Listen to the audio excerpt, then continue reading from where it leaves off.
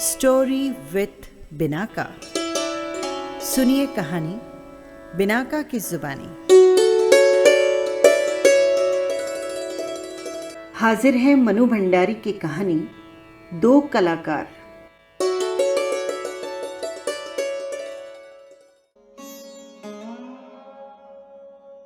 ए any, any उठना। और चादर खींचकर चित्रा ने सोती हुई अरुणा को झकझोर कर उठा दिया। क्या है, क्यों परेशान कर रही हो? आंख मलते हुए तनिक झुंझलाहट भरे स्वर में अरुणा ने पूछा। चित्रा उसका हाथ पकड़कर खींचती हुई ले गई और अपने बनाए हुए इस नए चित्र के सामने ले जाकर खड़ा करके बोली, देख देख ना, मेरा चित्र पूरा हो गया है। ओह, तो इसे दिखाने के लिए तूने मेरी नींद खराब कर दी, बदतमीज कहीं की। इस चित्र को जरा आंख खोलकर अच्छी तरह तो देख। न पा गई पहला इनाम तो मेरा नाम बदल देना। चित्रा को चारों ओर से घुमाते हुए अरुणा बोली, किधर से देखूं, ये तो बता दे जरा। 1000 बार तुझसे कहा है कि जिसका चित्र बनाए उसका नाम लिख दिया कर, जिससे गलत फहमी न हुआ करे, वरना तू बनाए हाथी और हम समझे उल्लू। फिर तस्वीर पर आंख गड़ाते हुए बोली, मैं किसी तरह नहीं समझ पा रही हूं कि 84 लाख योनियों में से आखिर ये किस जीव की तस्वीर है। तो मैडम, आपको ये कोई जीव नजर आ रहा है? अरे जरा अच्छी तरह से देख और समझने की कोशिश कर। ये क्या, इसमें तो सड़क, आदमी, ट्राम, बस, मोटर, मकान सब एक दूसरे पर चढ़ रहे हैं, मानो सबकी खिचड़ी पकाकर रख दी हो। क्या घनचक्कर बनाया है। और उसने वो चित्र रख दिया। अच्छा जरा सोचकर बता, ये किसका प्रतीक है? तेरी बेवकूफी का। आई है बड़ी प्रतीक वाली। जरा सा दिमाग लगाने की कोशिश करेगी तो समझ में आ जाएगा कि ये चित्र आज की दुनिया के कंफ्यूजन का प्रतीक है। बस हाँ, थोड़ा दिमाग होना जरूरी है। चित्रा ने चुटकी ली तो अरुणा भभक उठी। मुझे तो तेरे दिमाग में कंफ्यूजन का प्रतीक नजर आ रहा है। बिना मतलब जिंदगी खराब कर रही है। और अरुणा मुंह धोने के लिए बाहर चली गई। लौटी तो उसने देखा 3-4 बच्चे उसके कमरे के दरवाजे पर खड़े उसकी प्रतीक्षा कर रहे हैं। आते ही बोले, दीदी दीदी, सब बच्चे आकर बैठ गए, चलिए ना। आ गए सब बच्चे? अच्छा चलो, मैं अभी आई। बच्चे वहां से दौड़ पड़े। क्या ये बंदर पाल रखे हैं तूने भी? फिर जरा हंसकर चित्रा बोली, एक तेरी पाठशाला का चित्र बनाना होगा। जरा लोगों को दिखाया ही करेंगे कि हमारी एक ऐसी मित्र साहब थी जो सारे जमादार, दाइयों और चपरासियों के बच्चों को पढ़ा पढ़ा कर ही अपने को भारी पंडिता और समाज सेविका समझती थी। अरे जा जा, समझते हैं तो समझने दे। तू जाकर सारी दुनिया में ढिंडोरा पीट देना, हमें कोई शर्म आती है क्या? तेरी तरह लकीरें खींचकर तो समय बर्बाद नहीं करते। और फिर वो पैर में चप्पल डालकर बाहर मैदान में चली गई, जहां बिना किसी आयोजन के छोटी सी पाठशाला बनी हुई थी। रात के 10 बज रहे थे। सारे हॉस्टल की बत्तियां नियमानुसार बुझ चुकी थी। ऊपर के एक तल्ले पर अंधेरे में ही खुसर फुसर चल रही थी। रविवार के दिन तो यूं ही छुट्टी का मूड रहता है। दूसरे दिन में काफी नींद निकाल ली जाती है, सो 10 बजे लड़कियों को किसी तरह भी नींद नहीं आती। तभी हॉस्टल के फाटक में जलती हुई टॉर्च लिए कोई घुसा। अपने कमरे की खिड़की से झांकते हुए सविता ने कहा, देखो जरा, ठाट तो हॉस्टल में बस अरुणा के हैं। रात 9 बजे लौटो, 10 बजे लौटो, कोई बंधन नहीं। हम तो 10 बजे के बाद बत्ती भी नहीं जला सकते। लौट आई अरुणा दी। आज सवेरे से ही वे बड़ी परेशान थी। फुलिया दाई का बच्चा बड़ा बीमार था। दोपहर से ही वे उसके यहाँ बैठी थी। पता नहीं क्या हुआ होगा बेचारे का। शीला ने ठंडी सांस भरते हुए कहा, तू बड़ी भक्त है अरुणा दी की। उनके जैसे गुण अपना ले तो तेरी भी भक्त हो जाऊंगी। मैं तो कहती हूं उन्हें अगर यही सब करना है तो कहीं और रहे। हॉस्टल में रहकर ये जो नवाबी चलती है सो हमसे बर्दाश्त नहीं होती। सारी लड़कियां डरती है तो कुछ कहती नहीं, पर यहां तो प्रिंसिपल और वार्डन तक रौब खाती है इनका। तभी तो सब प्रकार की छूट दे रखी है। तू भी जिस दिन हाथ तोड़कर दूसरों के लिए यूं परिश्रम करने लग जाएगी ना, उस दिन से तेरा भी सब रौब खाने लगेंगे। पर तुम्हें तो सजने संवरने से फुर्सत ही नहीं मिलती। दूसरों के लिए क्या खाक काम करोगी। अच्छा चल, अपना लेक्चर अपने पास रख। अरुणा अपने कमरे में घुसी तो बहुत धीरे से, जिससे चित्रा की नींद न खराब हो जाए। पर चित्रा जाग रही थी। दोपहर से अरुणा बिना खाए पिए बाहर थी तो उसे नींद कैसे आती भला। मेस से उसका खाना लाकर उसे मेज पर ढककर रख दिया था। अरुणा के आते ही वो उठ गई और उसने पूछा, बड़ी देर लग गई, क्या हुआ अरुणी? वो बच्चा नहीं बचा चित्रा, किसी भी तरह उसे नहीं बचा सके।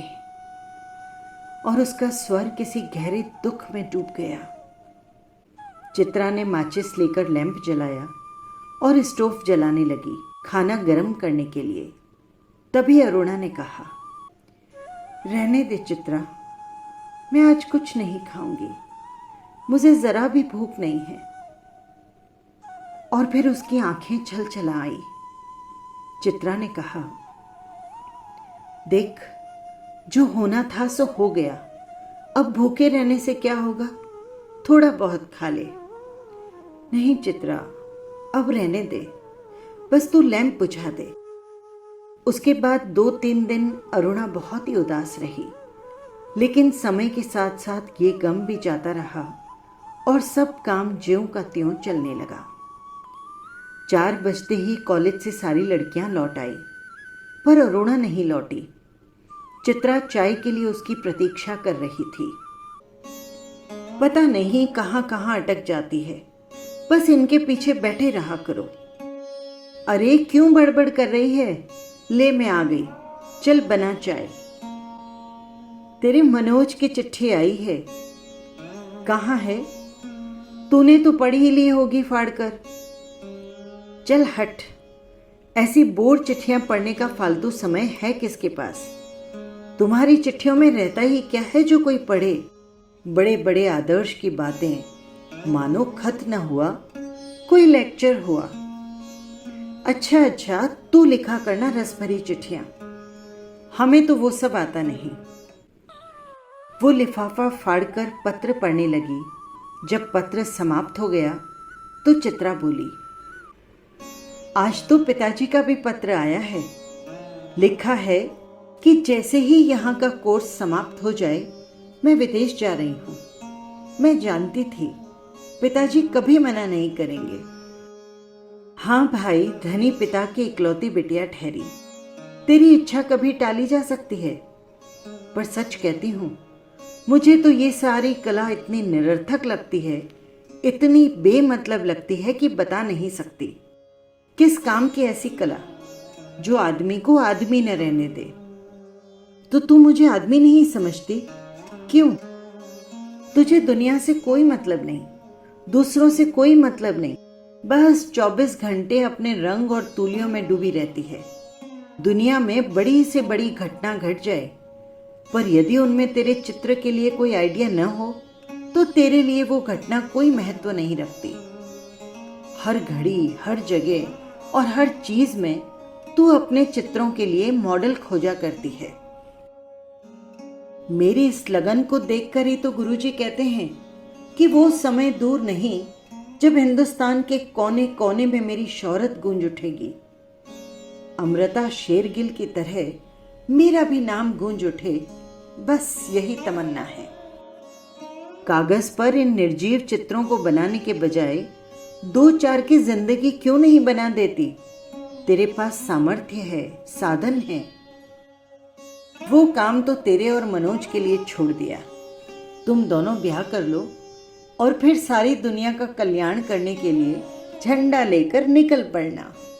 और चित्रा हंस पड़ी, फिर बोली, अच्छा बता कि ये सब करने से ही क्या हो जाएगा? तूने अपनी अनोखी पाठशाला में ये 10-20 बच्चे पढ़ा लिए तो क्या निरक्षरता मिट जाएगी? या झोंपड़ी में 10-20 औरतों को हुनर सिखाकर कुछ कमाने लायक बना दिया तो उससे गरीबी मिट जाएगी? अरे ये सब काम एक के किए नहीं होते। जब तक समाज का सारा ढांचा नहीं बदलता तब तक कुछ नहीं होने वाला। और ढांचा ही बदल गया तो तेरे मेरे करने की जरूरत ही नहीं, सब अपने आप हो जाएगा। फिर दोनों में कला और जीवन को लेकर लंबी लंबी बहस होती और चित्रा अंत में कमर पर हाथ धरकर उठ जाती। अच्छा बंद कर तेरी ये लेक्चरबाजी, बोर कहेंगी। ये पिछले 5 वर्षों से इसी प्रकार चल रहा था। हर 10-20 दिन बाद दोनों अपने अपने उद्देश्य को लेकर, अपनी अपनी दिनचर्या को लेकर एक गर्मा गर्म बहस करती, पर न वो उसकी बात का लोहा मानती और न ये इसकी बात पर कायल होती। 3 दिन से मूसलाधार वर्षा हो रही थी। रोज अखबार में बाढ़ की खबरें आती थी। बाढ़ पीड़ितों की दशा बिगड़ती जा रही थी और वर्षा थी कि थमने का नाम ही नहीं लेती थी। अरुणा सारे दिन चंदा इकट्ठा करने में व्यस्त रहती। एक दिन आखिर चित्रा ने कह ही दिया, तेरे इम्तिहान सर पर आ रहे हैं, कुछ पढ़ती लिखती तो है नहीं, सारे दिन बस भटकती रहती है। फेल हो गई तो तेरे ससुर साहब क्या सोचेंगे कि इतना पैसा बेकार ही पानी में बहाया। आज शाम को स्वयं सेवकों का दल जा रहा है, प्रिंसिपल से अनुमति ले ली है, मैं भी उनके साथ जा रही हूं। चित्रा की बात को बिना सुने उसने कहा। शाम को अरुणा चली गई। 15 दिन बाद जब वो लौटी तो उसकी हालत काफी खस्ता हो रही थी। सूरत ऐसी निकल आई थी कि मानो 6 महीने से बीमार हो। चित्रा उस समय अपने गुरुदेव के पास गई हुई थी। अरुणा नहा धोकर खा पीकर लेटने लगी, तभी उसकी नजर चित्रा के नए चित्रों की ओर गई। 3 चित्र बने हुए थे, तीनों बाढ़ के चित्र थे। जो दृश्य वो अपनी आंखों से देखकर आ रही थी, वैसे ही दृश्य यहां भी अंकित थे। उसका मन न जाने कैसे कैसे हो गया। वहां लोगों के जीने के लाले पड़ रहे हैं और उसमें भी इसे चित्रकारी सूझती है। और न जाने कितनी बातें सोचते सोचते वो सो गई। शाम को चित्रा तो अरुणा को देखकर बड़ी प्रसन्न हुई। गनीमत है कि तू लौट आई।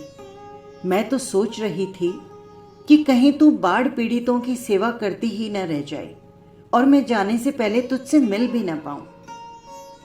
क्यों, तेरा जाने का तय हो गया? हाँ, अगले बुधवार को मैं घर जाऊंगी और बस 1 सप्ताह के बाद हिंदुस्तान की सीमा के बाहर पहुंच जाऊंगी। उल्लास उसके स्वर में छलक पड़ा था। सच कह रही है, तू चली जाएगी चित्रा? 6 साल से तेरे साथ रहते रहते ये बात ही मैं तो भूल गई थी कि हमको अलग भी होना पड़ेगा। तू चली जाएगी तो मैं कैसे रहूंगी? अरे 2 महीने बाद शादी कर लेना, फिर याद भी न रहेगा कि कौन कमबख्त थी चित्रा। बड़ी लालसा थी तेरी शादी में आने की, पर अब तो ना आ सकूंगी। अच्छी तरह से शादी करना और हाँ, दोनों मिलकर सारे समाज का और सारे संसार का कल्याण करना। पर अरुणा के कानों में उसकी कोई बात नहीं पड़ रही थी। चित्रा के साथ बिताए हुए पिछले 6 सालों के चित्र उसकी आंखों के सामने घूम रहे थे और वो उन्हीं में खोई बैठी रही। क्या सोचने लगी रूनी? मनोज की याद आ गई क्या?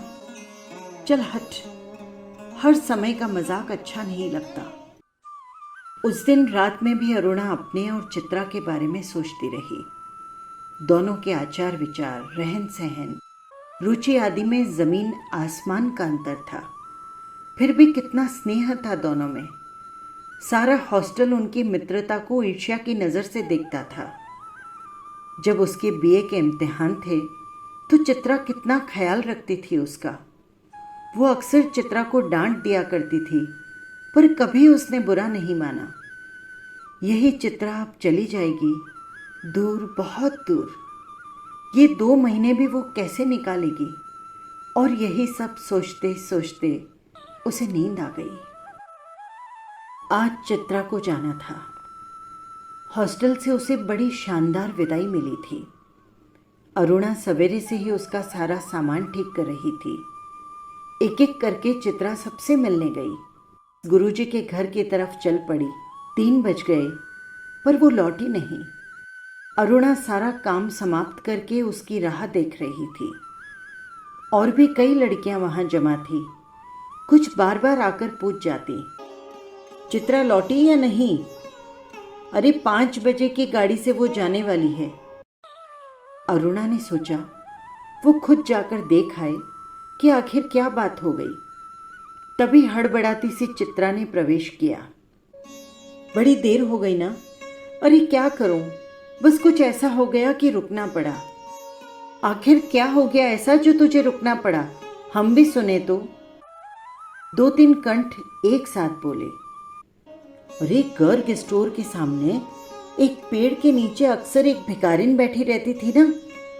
मैं लौट रही थी तो देखा कि वो मरी पड़ी है और उसके दोनों बच्चे उसके सूखे शरीर से चिपककर बुरी तरह रो रहे हैं।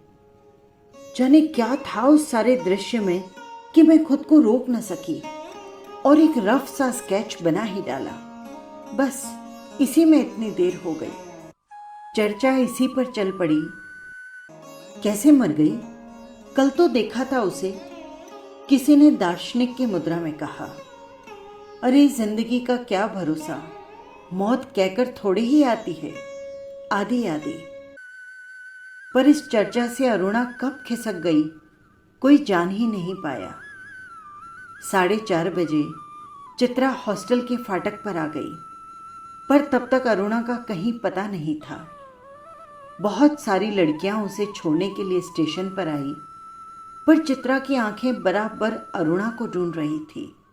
उसे दृढ़ विश्वास था कि वो इस विदाई की बेला में उससे मिलने के लिए जरूर आएगी। 5 भी बज गए। रेल चल पड़ी। अनेक रुमालों ने हिल हिल कर चित्रा को विदाई दी, पर उसकी आंसू भरी आंखें किसी और ही को ढूंढ रही थी। पर अरुणा न आई सो न आई। विदेश जाकर चित्रा तन मन से अपने काम में जुट गई। उसकी लगन ने उसकी कला को निखार दिया। विदेशों में उसके चित्रों की धूम मच गई। भिकमंगी और 2 अनाथ बच्चों के उस चित्र की प्रशंसा में तो अखबार के कॉलम भर गए। शोहरत के ऊंचे कगार पर बैठ चित्रा जैसे अपना पिछला सब कुछ भूल गई। पहले वर्ष में तो अरुणा से पत्र व्यवहार नियमित रूप से चला, फिर कम होते होते एकदम बंद हो गया। पिछले 1 साल से तो उसे ये भी नहीं मालूम कि वो कहाँ है। नई कल्पनाएं और नए विचार उसे सृजन की प्रेरणा देते और वो उन्हीं में खोई रहती। उसके चित्रों की प्रदर्शनियां होती। अनेक प्रतियोगिताओं में उसका अनाथ शीर्षक वाला चित्र प्रथम पुरस्कार पा चुका था। जाने क्या था उस चित्र में, जो देखता वही चकित रह जाता। दुख, दारिद्र्य और करुणा जैसे उस चित्र में साकार हो उठे थे। 3 साल बाद जब वो भारत लौटी तो बड़ा स्वागत हुआ उसका। पिता अपनी इकलौती बिटिया की इस कामयाबी पर गदगद थे। समझ नहीं पा रहे थे कि उसे कहाँ उठाएं, कहाँ बिठाएं। दिल्ली में उसके चित्रों की प्रदर्शनी का विराट आयोजन किया गया। उद्घाटन के लिए उसे ही बुलाया गया था। उस प्रदर्शनी को देखने के लिए तो जनता उमड़ पड़ी थी। भूरी भूरी प्रशंसा हो रही थी और चित्रा को लग रहा था जैसे उसके सपने साकार हो गए। उस भीड़ भाड़ में अचानक उसकी भेंट अरुणा से हो गई। रूनी कहकर वो भीड़ की उपस्थिति को भूलकर अरुणा के गले से लिपट गई। तुझे कब से चित्र देखने का शौक हो गया रूनी? चित्रों को नहीं, चित्रा को देखने आई थी। तू तो एकदम भूल ही गई।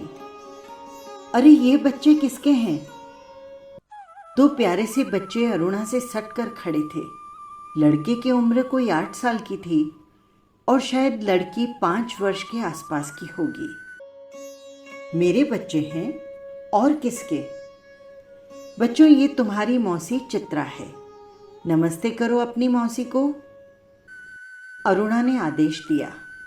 बच्चों ने बड़ी अदा से नमस्ते किया, पर चित्रा अवाक होकर कभी उनका तो कभी करुणा का मुंह देख रही थी। वो सारी बात का कुछ तुक नहीं मिला पा रही थी। तभी अरुणा ने टोका, कैसी मौसी है, प्यार तो कर। और चित्रा ने दोनों के सिर पर हाथ फेरा। प्यार का जरा सा सहारा पाकर लड़की चित्रा की गोद में जा चढ़ी।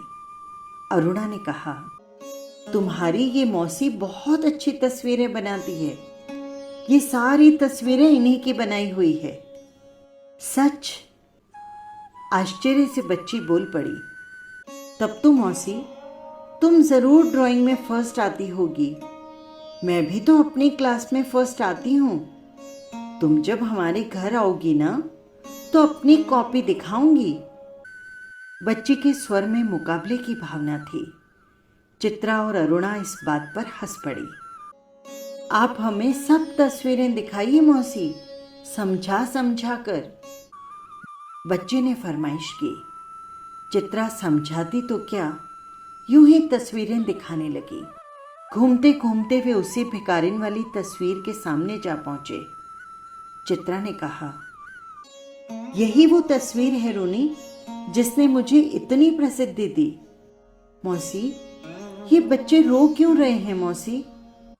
तस्वीर को ध्यान से देखकर बालिका ने कहा, अरे इनकी मां मर गई है। देखती नहीं मरी पड़ी है, इतना भी नहीं समझती। बालक ने मौका पाते ही अपने बड़प्पन की छाप लगाई। ये सचमुच के बच्चे थे मौसी। बालिका का स्वर करुण से करुणतर होता जा रहा था। और क्या, सचमुच के बच्चों को देखकर ही तो बनाई थी ये तस्वीर। हाय राम, इनकी मां मर गई तो फिर इन बच्चों का क्या हुआ मौसी? बालक ने पूछा। मौसी, हमें ऐसी तस्वीर अच्छी नहीं लगती। अच्छी अच्छी तस्वीरें दिखाओ, राजा की, रानी की, परियों की। उस तस्वीर को और अधिक देर तक देखना उस बच्चे के लिए असह्य हो उठा। तभी अरुणा के पति आ पहुंचे। परिचय हुआ। साधारण बातचीत के पश्चात अरुणा ने दोनों बच्चों को उनके हवाले करते हुए कहा, आप जरा बच्चों को प्रदर्शनी दिखाइए, मैं चित्रा को लेकर घर चलती हूँ। बच्चे इच्छा न रहते हुए भी पिता के साथ विदा हुए। चित्रा को दोनों बच्चे बड़े प्यारे लगे। वो उन्हें एक टक देखती रही। जैसे ही वो आंखों से ओझल हुए, उसने पूछा, सच सच बता रूनी, ये प्यारे प्यारे बच्चे किसके हैं? कहा ना, मेरे हैं। अरुणा ने हंसते हुए कहा, अरे बताओ ना, मुझे ही बेवकूफ बनाने चली है। एक क्षण रुककर अरुणा ने पूछा, बता दूं? और फिर उस भिखारिन वाले चित्र के दोनों बच्चों पर अंगुली रखकर बोली, ये ही हैं वो दोनों बच्चे। क्या? विस्मय से चित्रा की आंखें फैली की फैली रह गई। क्या सोच रही है चित्रा? कुछ नहीं, मैं सोच रही थी कि, पर शब्द शायद उसके विचारों में कहीं खो गए थे। बस यही थी कहानी। आपको कैसी लगी कमेंट बॉक्स में ज़रूर लिखिएगा। और हाँ, यदि आपने चैनल को सब्सक्राइब नहीं किया है तो कर लीजिएगा, जिससे हर कहानी सीधे पहुंच सके आप तक। फिर मिलेंगे किसी और कहानी के साथ। नमस्कार।